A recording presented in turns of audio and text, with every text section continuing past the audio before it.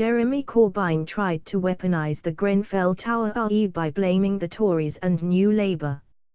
He will use his conference keynote speech to point the finger at the degraded regime that has governed Britain since the 1980s. Although the inquiry into the causes of the June inferno has barely started, Mr. Corbyn said it was the result of a failed and broken system which Labour must and will replace.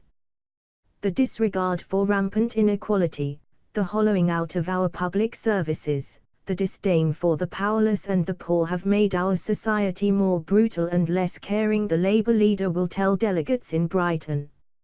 Now that degraded regime has a tragic monument, the chilling wreckage of Grenfell Tower, a horrifying RE in which dozens perished, an entirely avoidable human disaster.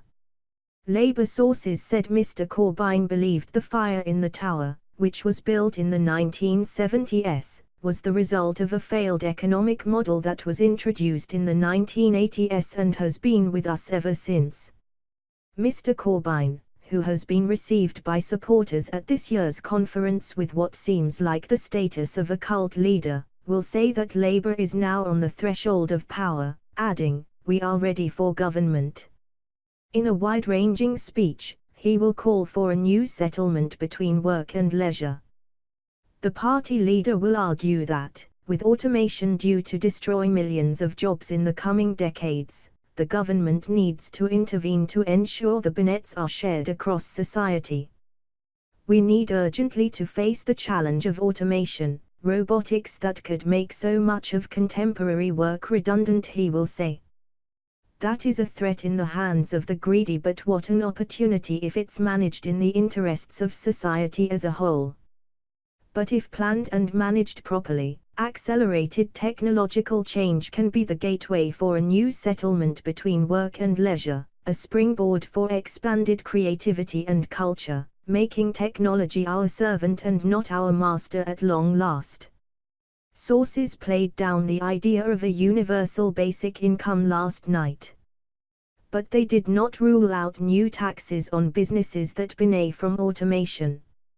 A spokesman for Mr. Corbyn said increased use of new technology in the workplace will inevitably boost productivity, and a Labour government would force them to pass on the benefits of that to employees through higher wages and shorter hours.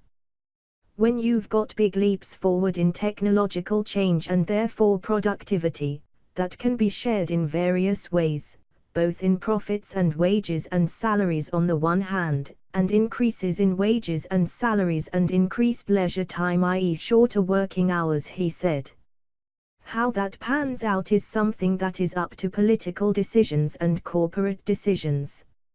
Mr. Corbyn will also highlight Labour plans to offer free education to college students as well as those at university.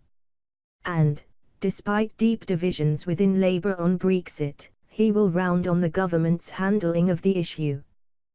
The Tories are more interested in posturing for personal advantage than in getting the best deal for Britain, he will declare.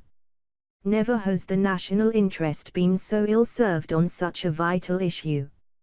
If there were no other reason for the Tories to go, their self-interested Brexit bungling would be reason enough. So I have a simple message to the Cabinet: for Britain's sake, pull yourself together or make way.